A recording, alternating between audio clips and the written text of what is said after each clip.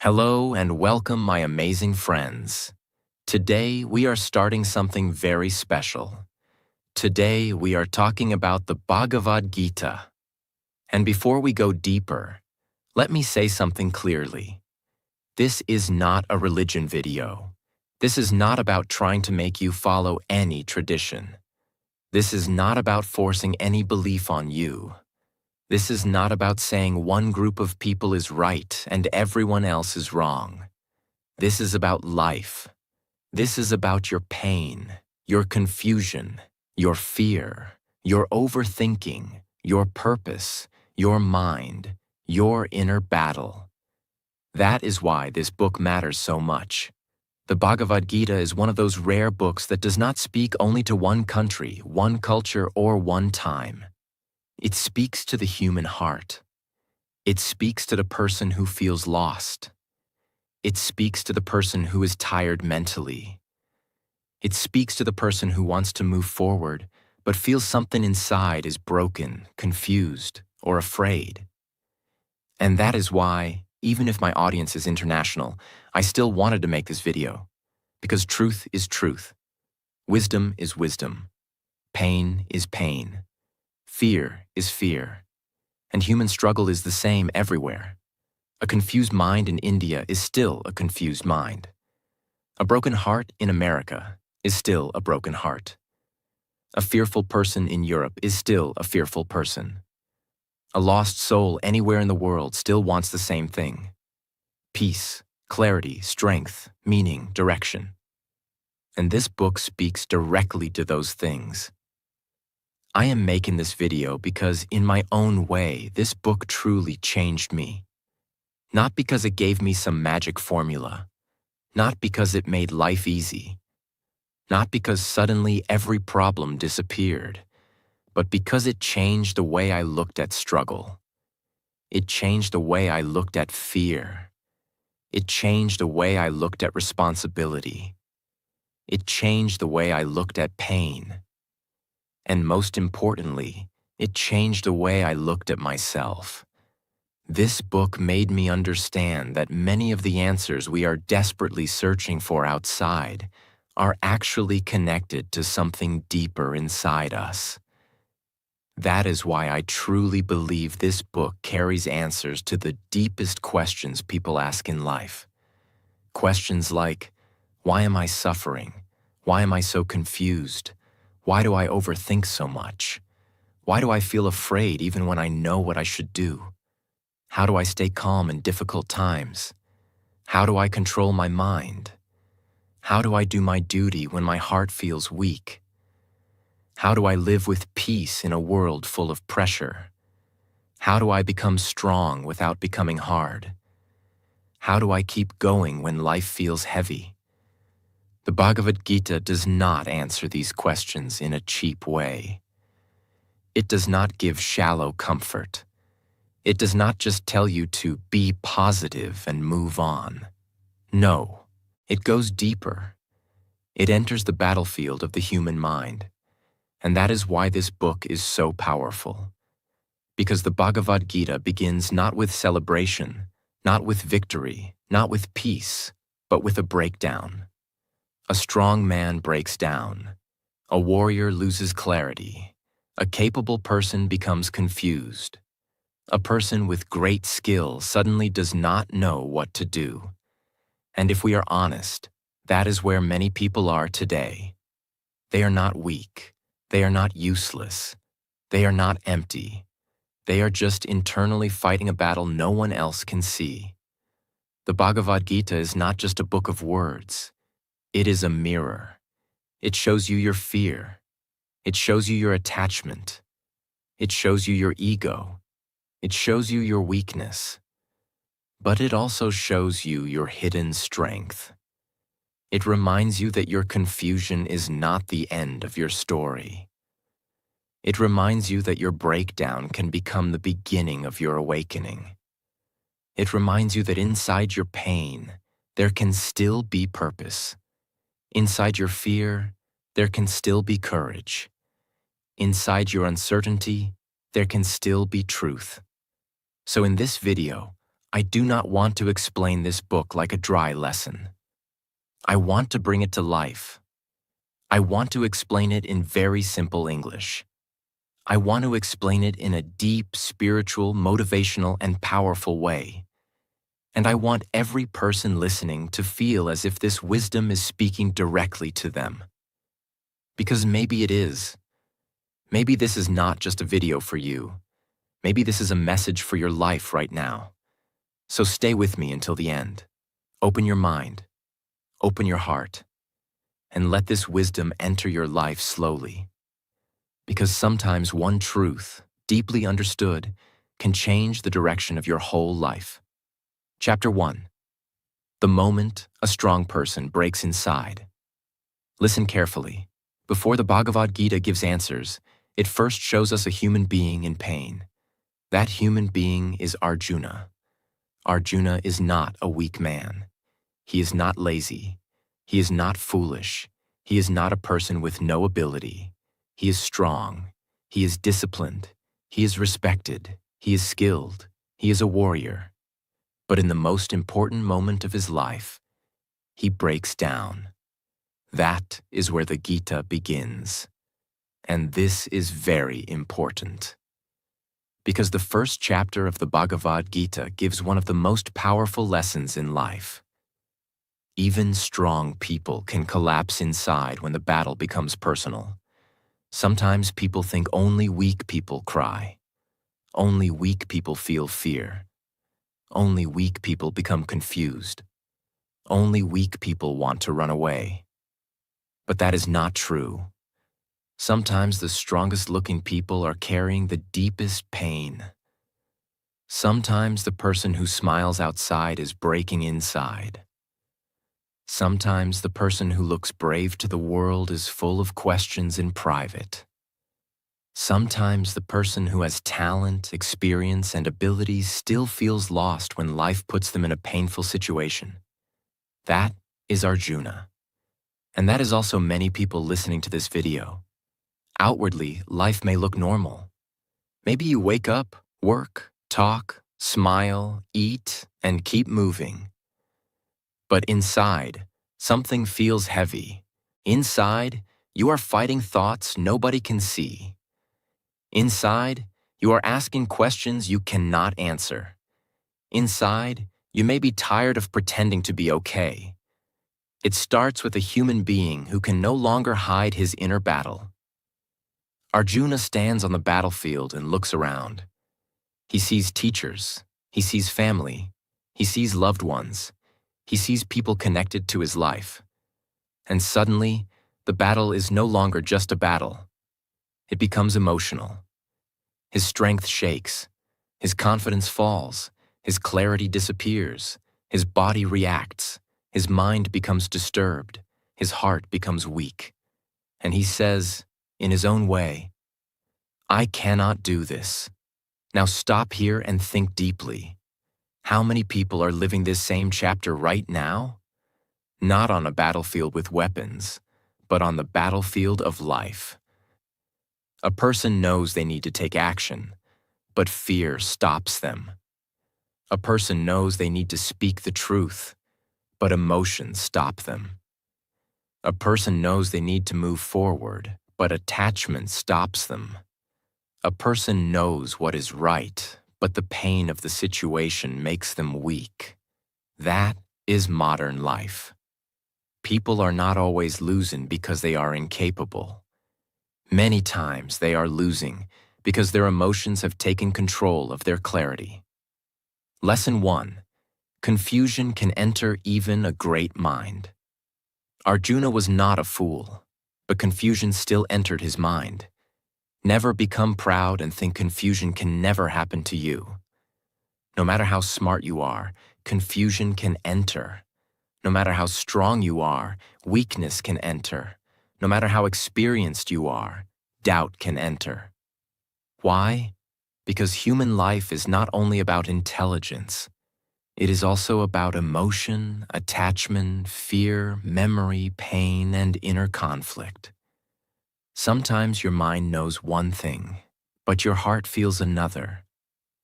Sometimes your duty is clear, but your emotions are louder. Sometimes your path is in front of you, but your inner weakness makes you step back. That is why chapter 1 is not a chapter of failure. It is a chapter of exposure. It exposes what is happening inside a person when they are no longer able to carry their inner conflicts silently. Because spirituality does not begin when you pretend to be above pain. It often begins when you finally become honest about your pain.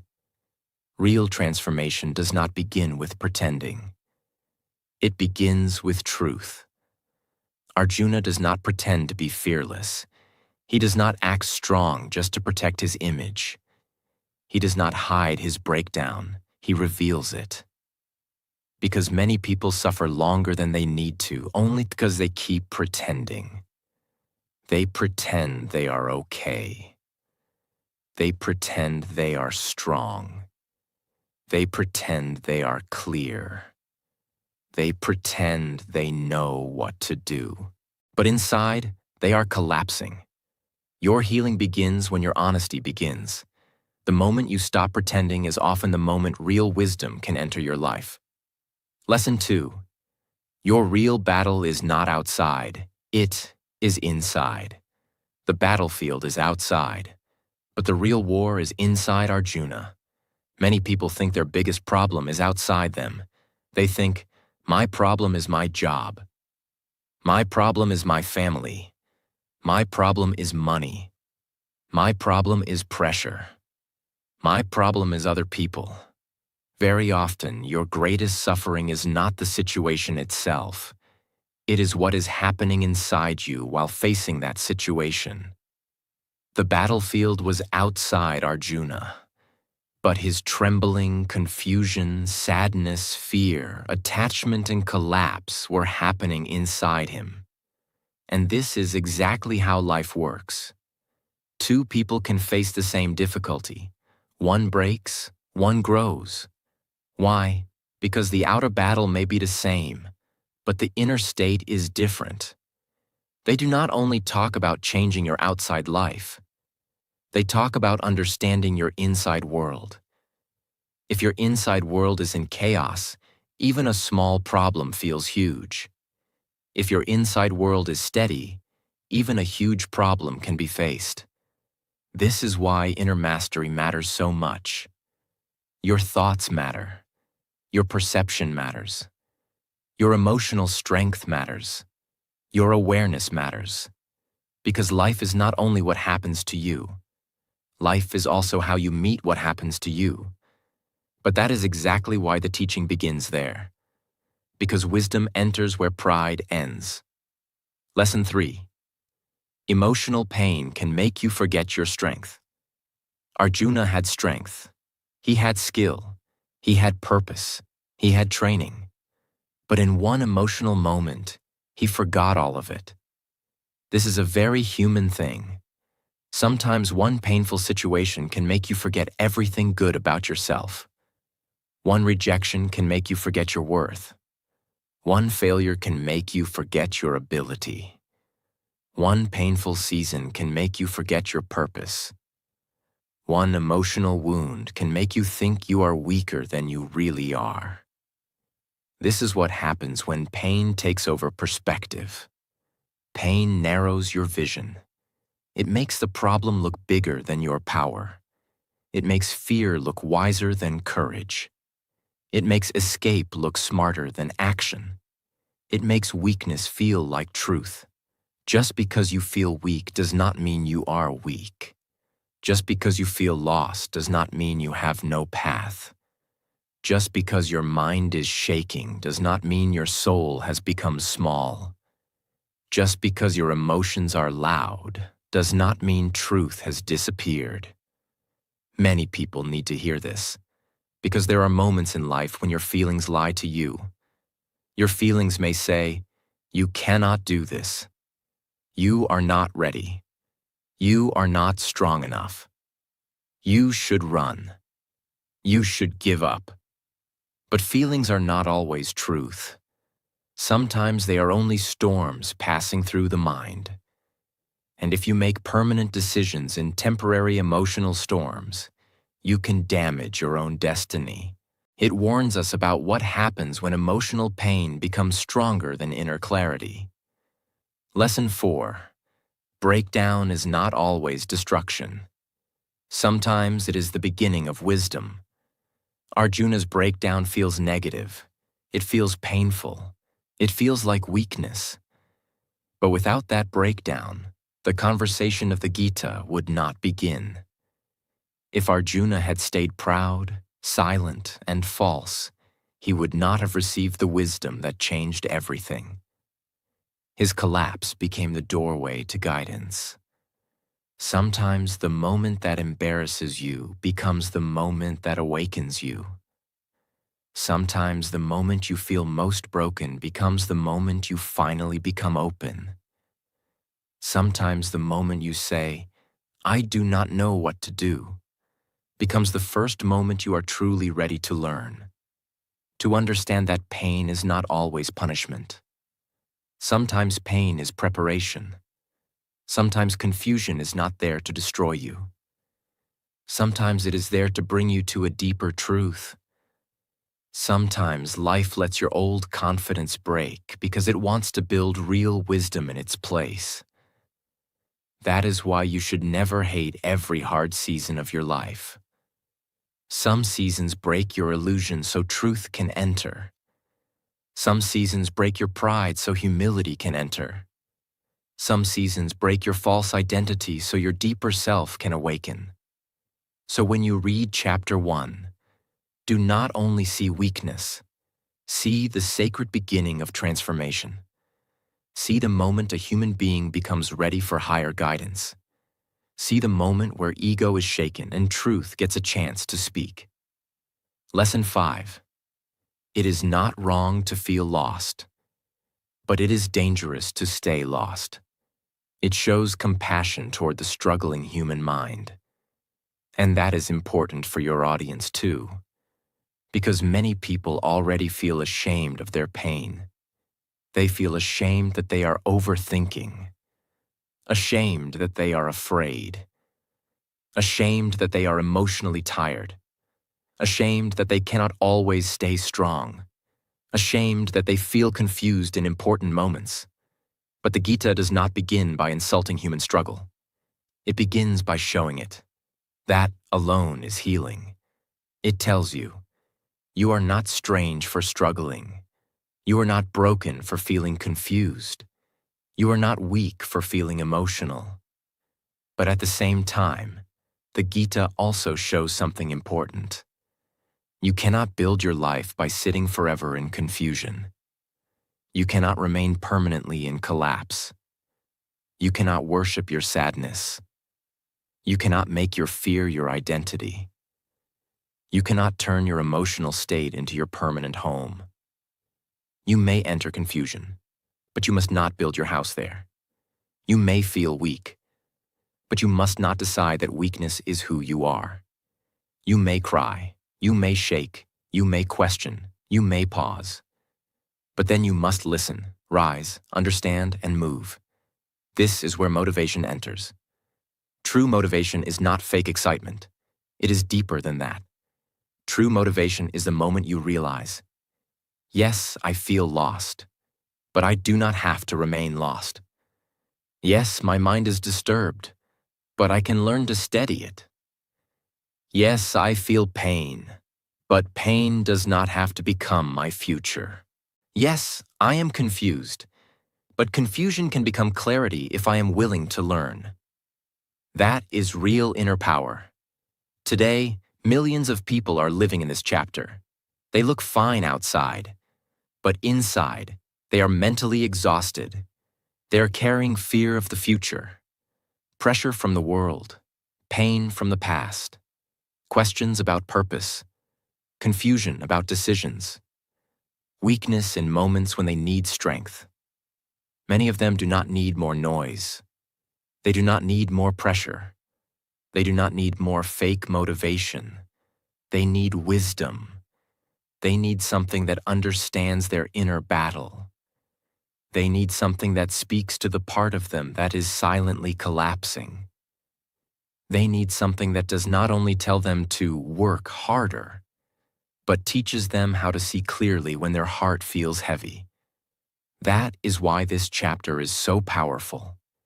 It says, before action, understand your condition. Before victory, face your inner collapse. Before wisdom transforms you, honesty must open you. If we go even deeper, Chapter 1 teaches that the first step of spiritual growth is not perfection. It is awareness. Awareness of your attachment. Awareness of your emotional weakness. Awareness of your fear. Awareness of your confusion. Awareness of the fact that you cannot save yourself with ego alone. Many people think spirituality means always looking peaceful, always sounding wise, always acting calm. But that is not how it begins. Spiritual awakening often begins when a person sees clearly. My mind is not in control. My emotions are pulling me. My attachment is making me weak. My fear is shaping my choices. I need a deeper truth than my current thinking. Chapter 2. The truth about who you really are. After Arjuna breaks down in Chapter 1, Krishna begins to speak. But Krishna does not begin with a soft, surface-level answer. He does not say, "It's okay, just relax." No, he goes to the deepest truth first. He begins by showing Arjuna that his suffering is coming from a very deep confusion.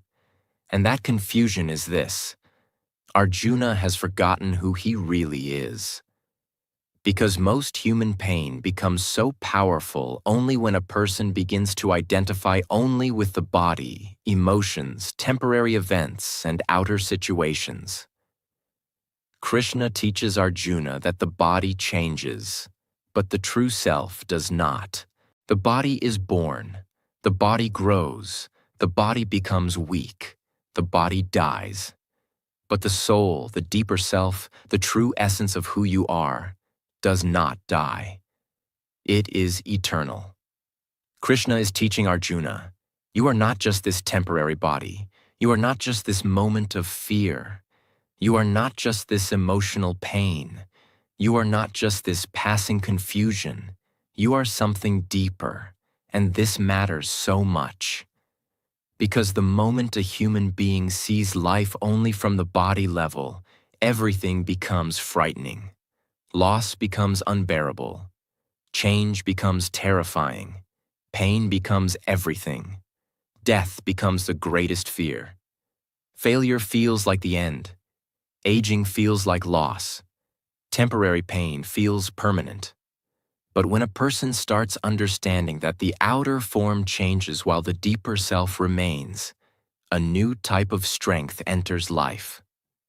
This is not the strength of muscles. This is not the strength of money.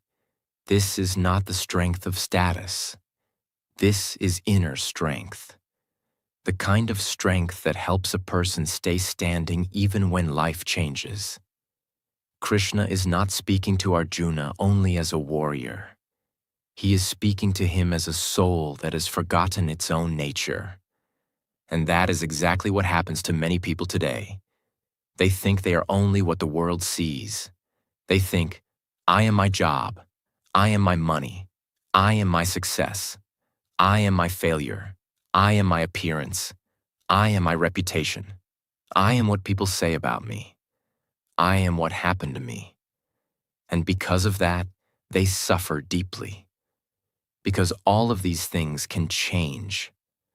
And when you build your whole identity on things that change, your peace will also keep changing. It begins rebuilding human identity from the ground up. Krishna is telling Arjuna, do not see yourself as small. Do not see yourself as only this body in fear.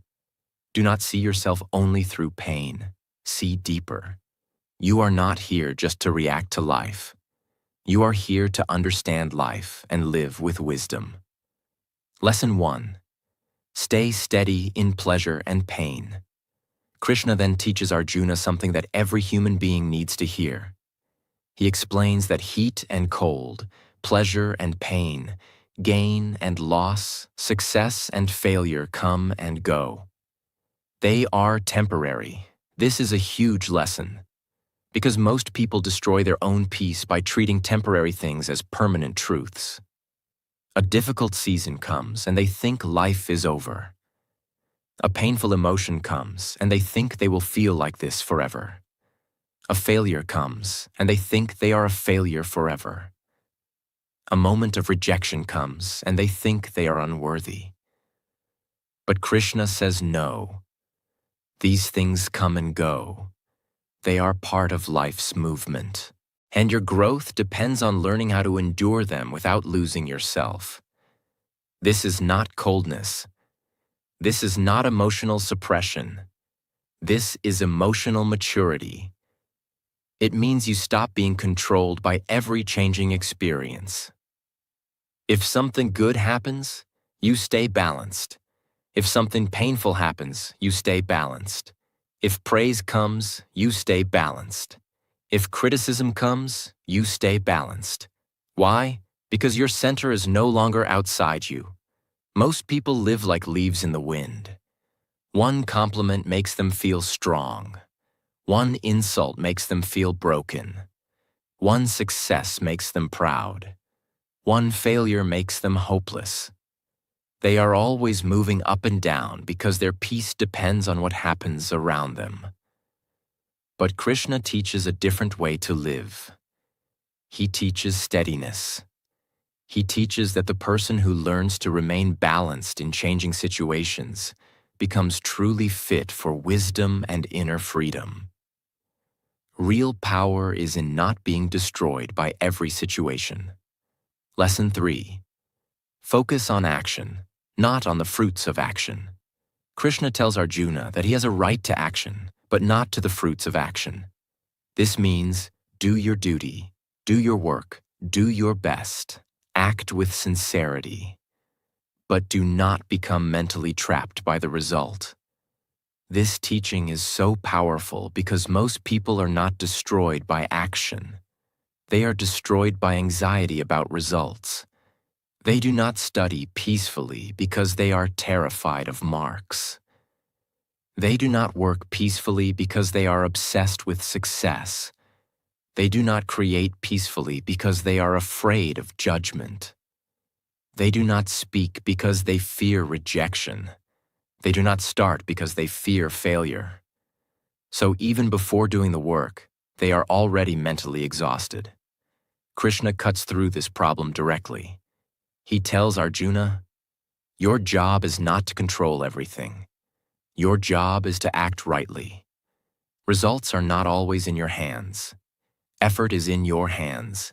Intention is in your hands. Discipline is in your hands.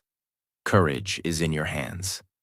But the final result is shaped by many things beyond your control. This one lesson alone can free a person from huge mental suffering, because it teaches you how to work with peace. Not lazily, not carelessly, but peacefully. Imagine how life changes when you stop saying, what if I fail? What if this does not work? What if people do not like it? And instead say, my duty is to give my best. My responsibility is action. I will not waste my energy trying to control what is beyond me. That is freedom. Lesson 4. A stable mind is the beginning of wisdom. Krishna then describes the qualities of a person with stable wisdom. He explains what a truly wise person looks like. Not someone who only speaks big words. Not someone who only looks spiritual outside, but someone whose mind has become steady. A wise person is not dragged here and there by desires. A wise person is not broken by fear. A wise person is not intoxicated by pleasure. A wise person is not burning with anger over every small thing. This person has learned to stay centered. This is important because many people think wisdom is only knowledge. But Krishna shows that wisdom is also a state of being. You can read many books and still be unstable. You can speak beautifully and still be weak inside. You can sound intelligent and still be ruled by anger, fear, desire, and ego. So what matters is not only what you know. What matters is what your inner state has become. Lesson 5. When desires endlessly pull your mind outward, your peace disappears. When your senses control you, your clarity disappears. When your attachment becomes too strong, your suffering becomes deep. So if you want wisdom, you must also learn inner discipline. It gives a complete foundation for life. Know who you are. Accept that life changes. Do your duty without attachment to results. Build a stable mind. And from that inner steadiness, live your life. Chapter 3. Why you must act and never escape your duty. After hearing the deep wisdom of Chapter 2, Arjuna becomes confused again. He wonders, if wisdom is so important, if peace is so important, then why act at all? Why not leave everything and avoid difficult responsibilities? This is a very human question. Even today, people ask this in different ways. If life is stressful, why not run away? If responsibility is painful, why not avoid it? If action brings struggle, why not do nothing? Krishna explains that no human being can truly live without action. Action is part of life. Even when you think you are doing nothing, you are still acting in some way. You are thinking, choosing, avoiding, moving, responding. So the question is not whether you will act. The real question is, will you act with wisdom, or will you act with ignorance? This chapter destroys one of the biggest illusions people have. The illusion that avoiding responsibility will bring peace. Krishna teaches the opposite. He teaches that right action is necessary. Not because action is always easy, but because action is part of your growth, your duty, and your role in life. Lesson 1. Inaction is not freedom. Many people think freedom means having no duty, no pressure, no responsibility, no effort, no challenge. But Krishna shows that this is not true freedom. It is often just avoidance. You do not grow by constantly escaping what life asks from you. You do not become peaceful by running away from difficult duties. You do not become strong by always choosing comfort. This is deeply relevant today. Many people delay action because they are afraid. They say they are waiting for the right time, but often they are just afraid. They say they are protecting their peace, but sometimes they are just escaping effort.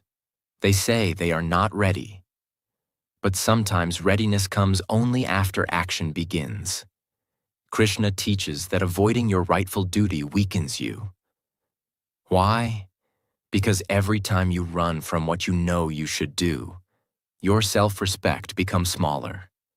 A person may fool the world for some time, but deep inside, they know when they are avoiding life. And that avoidance creates inner heaviness. It reminds people that peace does not come only from sitting still. Peace often comes from doing what must be done with the right attitude. Lesson 2. Do your duty for the right reason. Krishna tells Arjuna to perform action without selfish attachment. This means you do not act only for greed, ego, praise, or personal gain. You act because it is right, because it is your role, because it contributes to the order of life, because it is your duty. This is called karma yoga, and it is one of the most practical teachings ever. It means your actions themselves can become a path of growth if you act with the right mindset. You do not need to leave the world to become deeper. You do not need to reject work to become spiritual. You can grow through action itself. How? By changing the inner quality of your action. For example, You can work only for ego, comparison, and praise. Or you can work with sincerity and contribution. You can serve your family with resentment. Or you can serve with love and awareness. You can build your future with anxiety and greed. Or you can build it with discipline and purpose. The outer action may look similar, but the inner energy changes everything.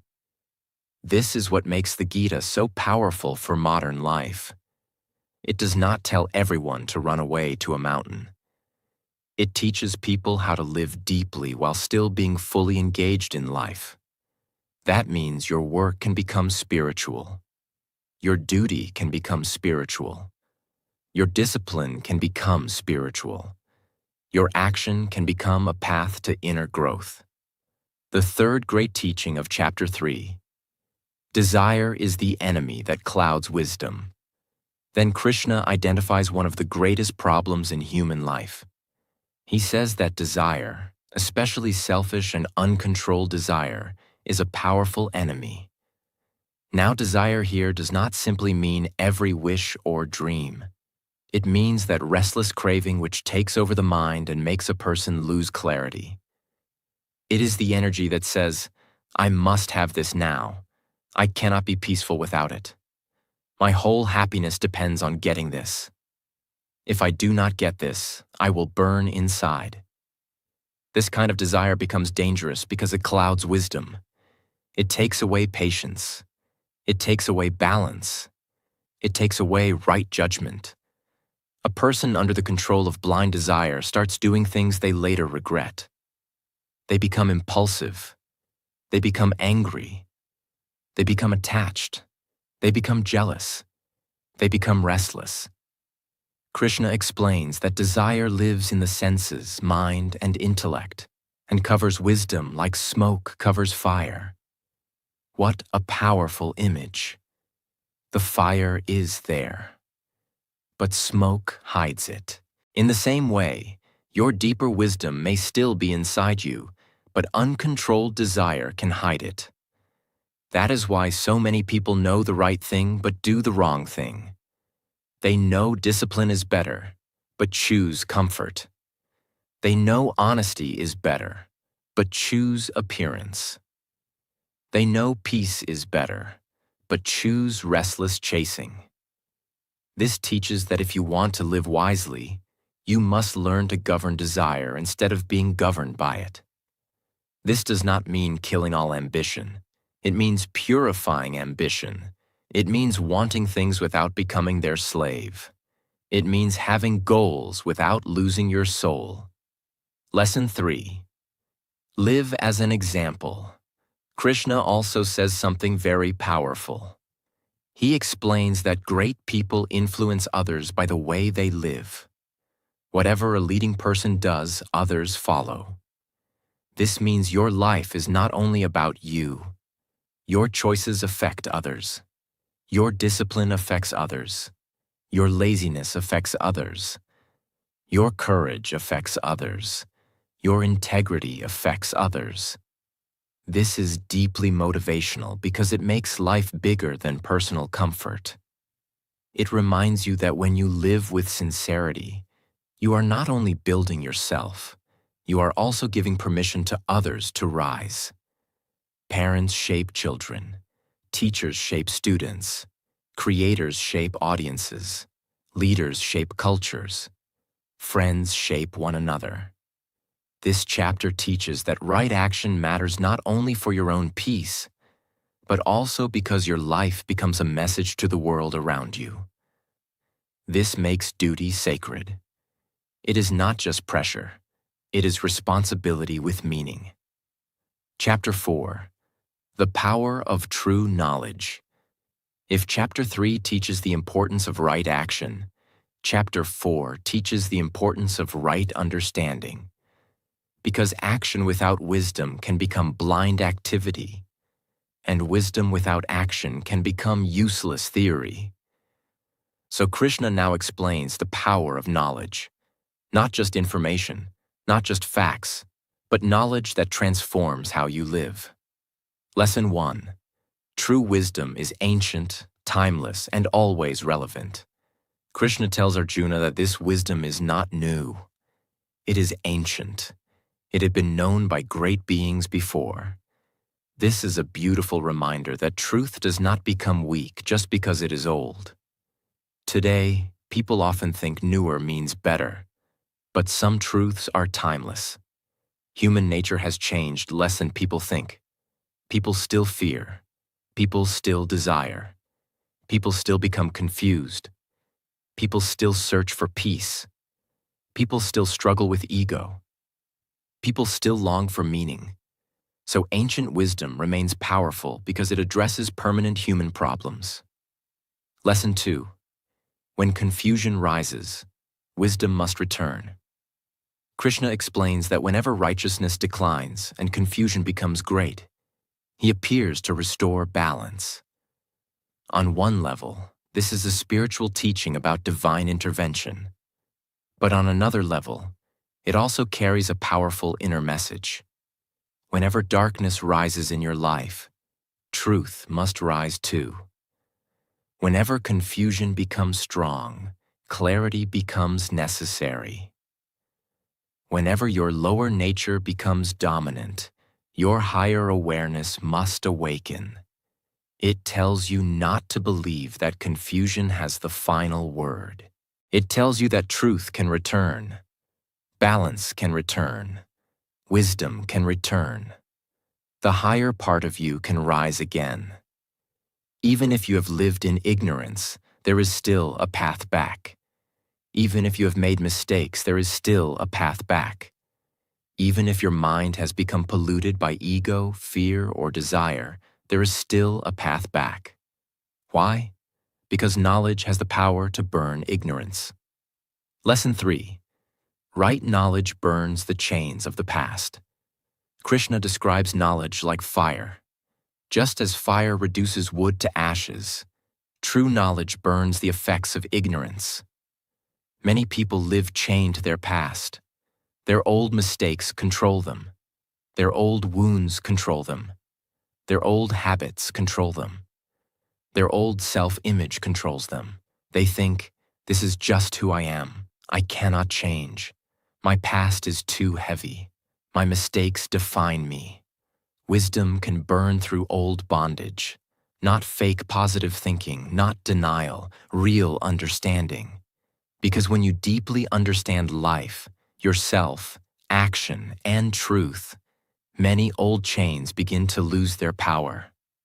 For example, a person trapped in guilt can begin to act differently when wisdom shows them how to learn rather than live in self-hatred. A person trapped in attachment can begin to let go when wisdom shows them the temporary nature of outer things. A person trapped in fear can begin to move when wisdom shows them that right action matters more than endless mental paralysis. This chapter is life-changing because it says no human being is beyond transformation. If they are willing to learn deeply, humility and wisdom can change their whole direction. Lesson 4. Seek wisdom with humility. Krishna tells Arjuna to approach the wise with humility, sincerity, and willingness to learn, because one of the biggest obstacles to growth is ego. A person may be suffering, but still refuse to learn. A person may be confused, but still act as if they know everything. A person may be lost, but still resist guidance because pride is stronger than truth. Chapter 4 teaches the opposite. It teaches humility. Ask, learn, reflect, be open. And this applies not only to spiritual teachers, but to life itself. If life keeps teaching you the same lesson, maybe stop resisting it.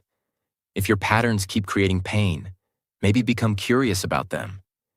If wiser voices are trying to show you something deeper, maybe listen. Humility is not weakness. Humility is what allows truth to enter. This is deeply inspirational because it means growth is always available to the sincere person. Not the person pretending to know everything, but the person willing to learn. Lesson 5. Knowledge and action must come together. By the end of this chapter, Krishna is not telling Arjuna to become only a thinker. He's not saying, just sit and collect ideas.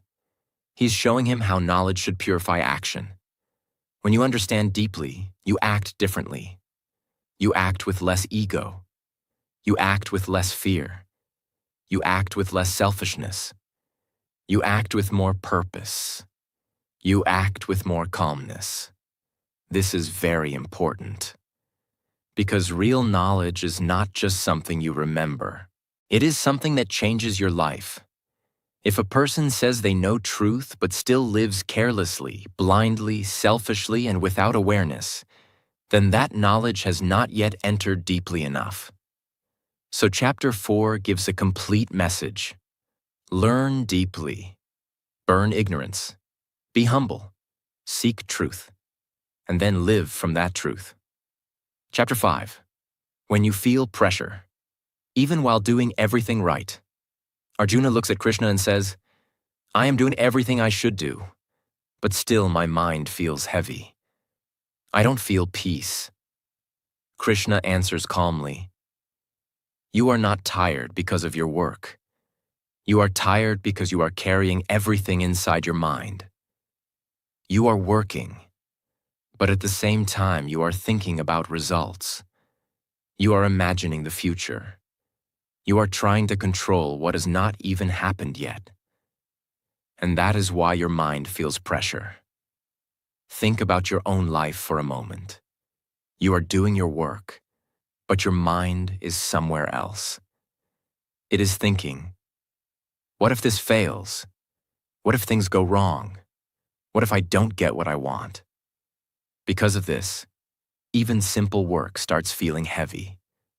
The problem is not the action. The problem is the attachment behind the action. When your peace depends on the result, your mind becomes restless. When your happiness depends on an outcome, you lose your stability. Now understand this deeply. You don't need to stop working. You don't need to stop caring. You don't need to give up your goals. You just need to stop carrying everything inside. Do your work with full effort. Stay committed. Stay disciplined. But inside, remain free. Work like everything depends on you, but stay peaceful, like nothing depends on you. The moment you stop holding everything so tightly, your pressure starts disappearing. Chapter 6. When you realize your mind is controlling you. There comes a moment when you notice something very uncomfortable. Your mind is not listening to you. You try to focus, but it runs away. You try to stay calm, but it creates fear. You try to move forward, but it pulls you back with doubt. This is where most people lose control of their life. Not because life is too difficult, but because their mind is not trained. Your mind keeps moving between past and future. It reminds you of mistakes. It shows you worst-case scenarios. It creates imaginary problems. And without realizing it, you start believing everything it says. Now pause and ask yourself honestly, are you controlling your mind? Or is your mind controlling you? Because if your mind is your master, your life will always feel unstable. But this can change, not in one day, not instantly, but slowly, with practice.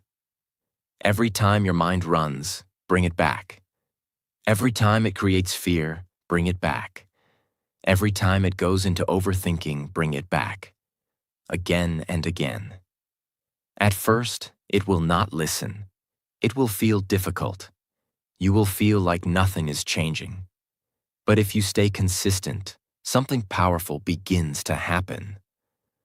Your mind starts becoming calmer. Your thoughts start slowing down. Your reactions start becoming controlled. And one day, you realize something important. The same mind that once controlled you is now working for you. A controlled mind can stay calm in chaos, take action without fear, and focus without distraction. That is real strength. Chapter 7. When you stop believing everything your mind says. Most of the confusion in your life is not because life is complicated. It is because your thinking is not clear. You see something and immediately create a story around it. You feel something and immediately believe it is true. You think something and assume it must be right, but your mind is not always showing you reality. Sometimes it is showing you fear. Sometimes it is showing you desire. Sometimes it is showing you insecurity. And you accept it without questioning. You think something will make you happy, but when you get it, the feeling fades. You fear something will destroy you, but when it happens, you handle it. So what is happening?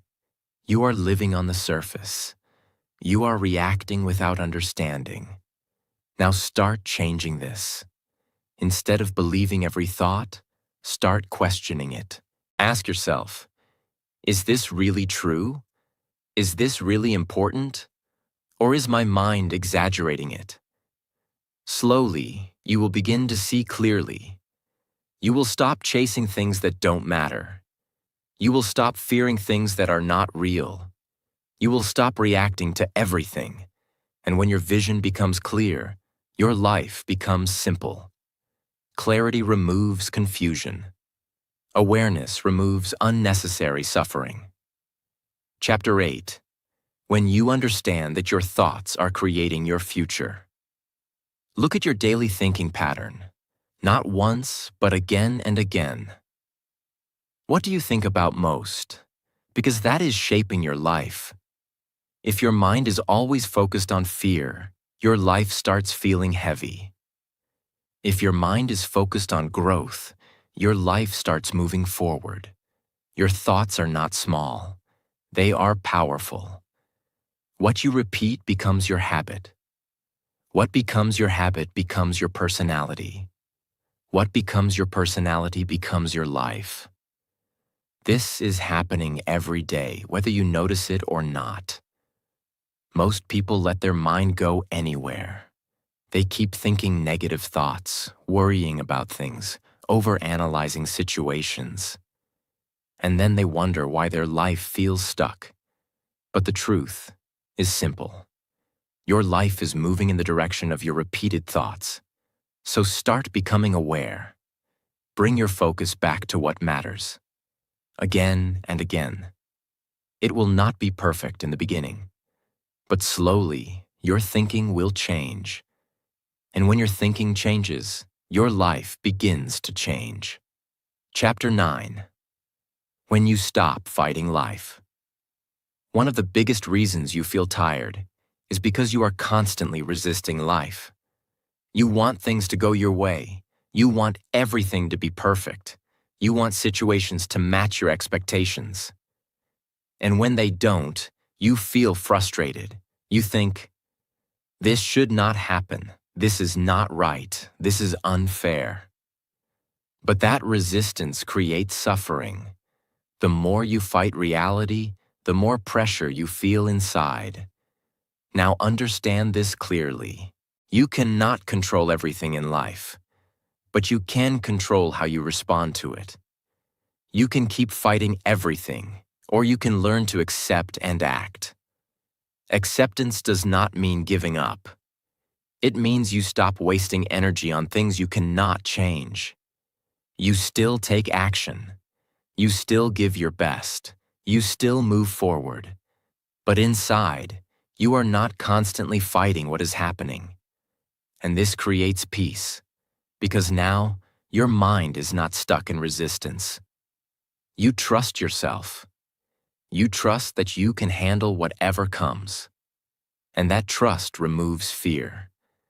You become calm, not because life becomes easy, but because you stop fighting every moment of it. You don't need to change everything outside. You need to understand what is happening inside. When you stop holding too tightly, your pressure disappears. When you train your mind, your life becomes stable. When you see clearly, your confusion disappears. When you control your focus, your future becomes powerful. When you stop fighting life, your peace returns. And this is where real change begins. Chapter 10. When you start seeing power everywhere. There comes a moment when your thinking begins to change. Earlier, you were only focused on your problems, your fears, your small struggles. Everything felt heavy because your vision was limited. But now something shifts. You begin to notice something different. You start seeing strength in places you ignored before. You start seeing beauty in simple things. You start seeing intelligence in how life works. And slowly, your perspective expands. Instead of asking, "Why is this happening to me?" you start asking, "What is this teaching me?" Instead of feeling small in every situation, you begin to see that life is much bigger than your current problem. Look around you. There is power in nature. There is discipline in time. There is intelligence in how everything moves. Nothing is random. When you start seeing this, something changes inside you. Your mind becomes less negative. Your thinking becomes more mature. Your reactions become calmer. Because now you are not trapped in your small view. You are connected to something bigger. And when your vision becomes bigger, your problems become smaller. This is not imagination. This is awareness. The more you see clearly, the more you understand that life is not working against you. It is constantly showing you strength, balance, and order. And once you start seeing this, your mind stops feeling weak. Because now, you are no longer alone inside your small thinking. Chapter 11. When your ego breaks and you see reality. There are moments in life when your old thinking cannot survive anymore.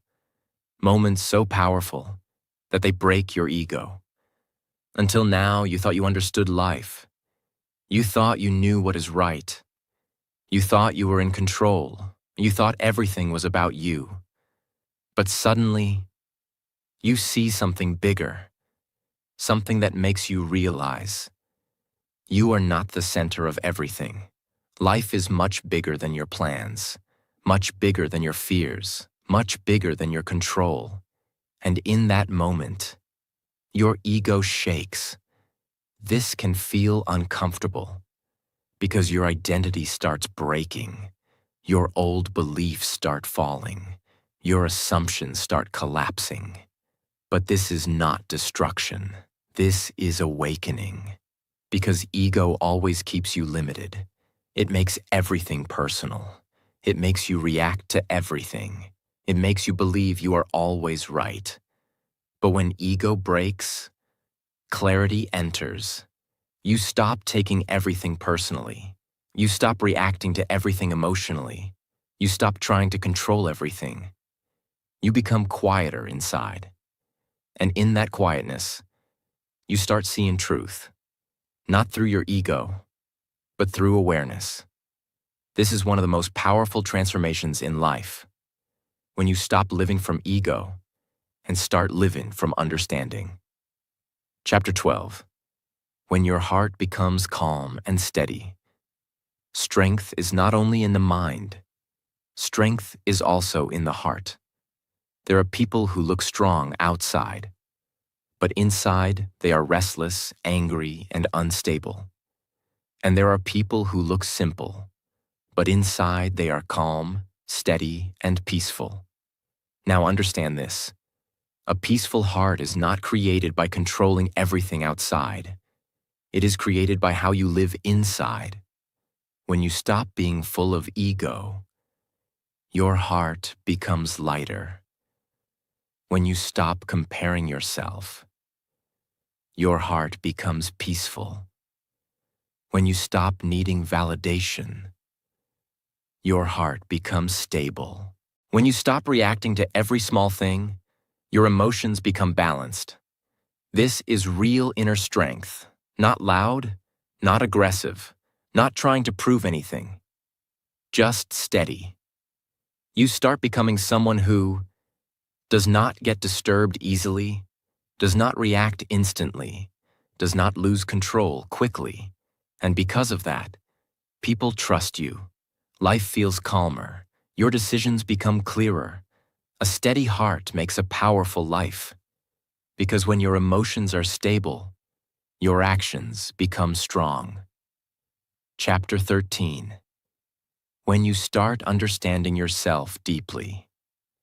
Most people know everything about others, but they don't know themselves. They know what others are doing. They know what others are saying. They know what others think about them. But when it comes to their own mind, they are not aware. Now look at yourself. You have a body. You have thoughts. You have emotions. But are you only these things? Or is there something deeper watching all of this? There is a part of you that observes your thoughts, that notices your emotions, that sees your reactions. That part is deeper than your mind. When you become aware of this, something powerful happens. You stop reacting instantly. You start observing first. You see your anger before acting on it. You see your fear before believing it. You see your thoughts before following them. And this changes everything, because now you are not controlled by everything inside you. You are aware of it, and awareness creates freedom. The more you understand yourself, the less you are controlled by your habits. The more you observe, the more you rise above automatic reactions. And slowly, you become conscious, not just living, but understanding life while living it. Chapter 14. When you understand why you behave the way you do. Have you ever noticed? Sometimes you feel calm and clear. Sometimes you feel restless and distracted. Sometimes you feel lazy and heavy. Your behavior keeps changing, and you think, this is just how I am. But look deeper. Your state is not random. It is influenced by your habits, your environment, your thinking, your actions. Sometimes you are driven by clarity, sometimes by desire, sometimes by laziness. And each state creates a different version of you. When you are clear, you act with purpose. When you are restless, you chase things without thinking. When you are lazy, you avoid action. Now the question is, which version of you is leading your life? Because whatever dominates your mind dominates your life. If you stay in clarity, your life moves forward. If you stay in restlessness, your life becomes chaotic. If you stay in laziness, your life becomes stuck. So what should you do?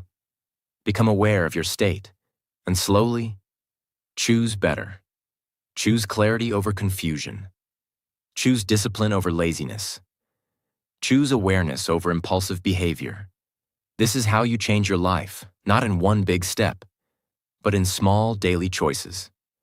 And those choices shape your future. You are not here to stay confused. You are not here to stay controlled by your mind. You are not here to live in fear, ego, or restlessness. You are here to understand, to grow, to rise. Step by step, your vision becomes bigger, your ego becomes smaller, your heart becomes calmer, your awareness becomes deeper, your life becomes stronger, and slowly, you become someone who is no longer lost inside life, but someone who understands it. Chapter 15. When you stop living for what will not last. Arjuna stands quietly. Something inside him is no longer the same. He's not fully transformed yet, but he is no longer lost like before. He's beginning to see. Krishna speaks, calm and direct. You are giving your life to things that are temporary, and expecting permanent peace from them. Look at your life honestly. Everything you are chasing, everything you are afraid to lose, everything you are stressing about, it is all changing every moment. Nothing stays the same. Not your position, not your success, not your struggles, not even your identity. Yet you live as if everything is permanent. You build your emotions on things that are constantly shifting. That is why your peace keeps breaking. You celebrate what will fade. You fear what will pass. You attach yourself to things that cannot stay. And in doing that, you lose connection with what is always within you. Life is like a tree. What you see outside, your work, your image, your problems, these are just branches. They change with time, with seasons, with situations. But what holds everything together is hidden. Your roots, your awareness, your inner clarity, your deeper self. If your roots are weak, even success will feel unstable. Even happiness will feel temporary. But if your roots are strong, even in chaos, you remain steady. So stop investing your entire life in what will not last. Build something inside that does not depend on circumstances. Because the moment you understand what truly matters, you stop wasting energy on what doesn't. And that is where real peace begins. Chapter 16. When you take responsibility for who you become. There is something inside you that you cannot ignore. You have felt it many times. One part of you wants to rise. It wants discipline, growth, clarity, truth. Another part of you wants comfort, distraction, excuses, and escape. This is not confusion. This is your inner battle. Some days you wake up with focus, you feel strong, you want to improve, you act with intention. And other days, you delay everything. You avoid effort. You fall into habits that weaken you. Both versions exist inside you. The question is not which one exists. The question is, which one are you feeding? Because your life is not shaped by what you know. It is shaped by what you choose daily. Every time you ignore discipline, you strengthen weakness. Every time you choose effort, you strengthen power. Every time you react with anger, you lose control. Every time you pause, you gain control. No one is forcing your life in any direction. You are doing it through your repeated choices. So stop saying, "This is just how I am." You are not fixed. You are being created every day. When you choose clarity over confusion, you rise. When you choose action over delay, you grow. When you choose awareness over impulse, you become stronger. And slowly, without even noticing, your higher self becomes your natural state. Chapter 17. When you change what you believe about yourself. Your life is not controlled by your situation as much as it is controlled by what you believe. Two people can stand in the same place, face the same challenge, and yet live completely different realities. One sees possibility, the other sees limitation. One takes action, the other holds back. The difference is not the situation. It is belief. What you believe about yourself shapes everything. It decides how you think, how you act, how you respond, and how far you go. If you believe you are not ready, you will hesitate. If you believe you are not capable, you will stop trying. If you believe life is against you, you will feel stuck even when opportunities are around you. But here is the truth most people ignore. Your belief is not reality. It is something you have built over time. It came from your past, from what people told you, from what you repeated in your mind again and again. And because you repeated it, it started feeling like truth. But anything that is built can be changed. The moment you start questioning your belief, Your thinking changes. The moment your thinking changes, your actions change. And when your actions change, your life begins to move in a new direction. So be careful what you accept as truth inside your mind, because what you repeat becomes your belief, and what you believe becomes your life. Chapter 18. When you finally decide to rise, now everything becomes quiet. The confusion that once controlled you is no longer as strong. The fear that once stopped you does not feel as powerful. The overthinking that once trapped you is slowly fading. Not because life became easy, but because you started understanding. Arjuna stands there, but he is no longer the same person. Earlier, he was full of doubt, fear, and emotional collapse. Now he is steady, not perfect, but clear. And in that moment, Krishna does not force him. He does not command him. He simply leaves him with awareness. Now you see. Now you understand. Now the choice is yours.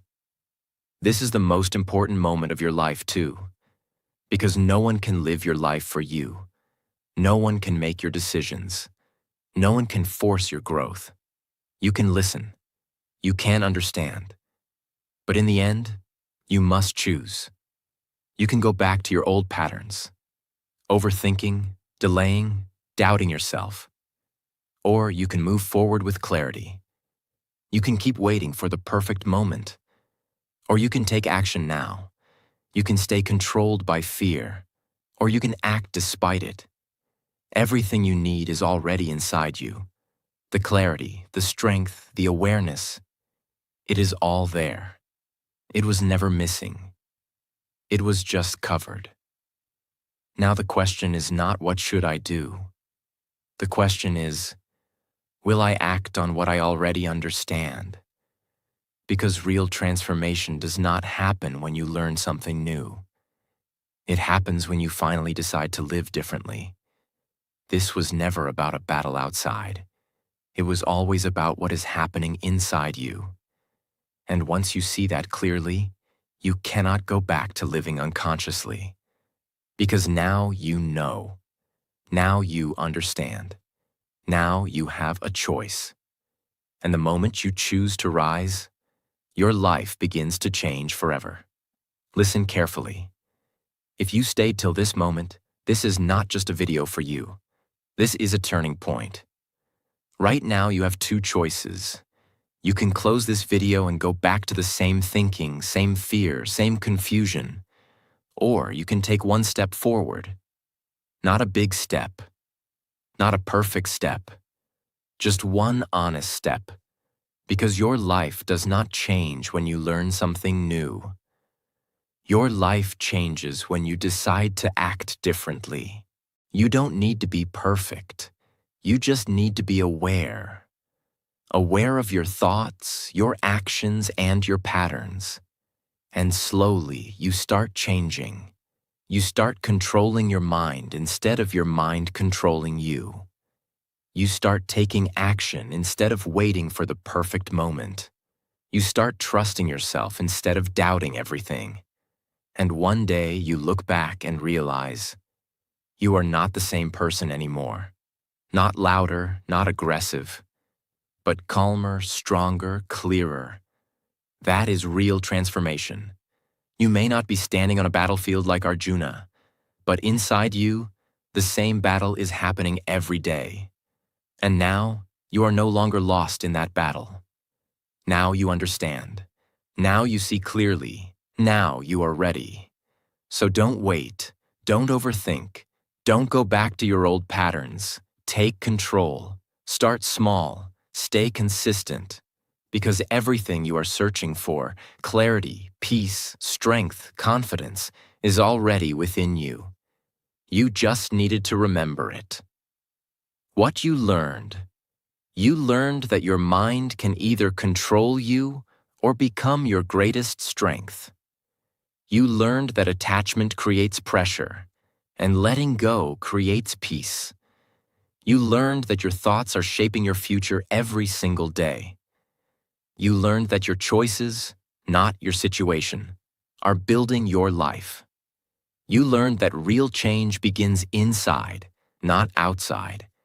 And most importantly, you learn that you are not weak, you are just unaware.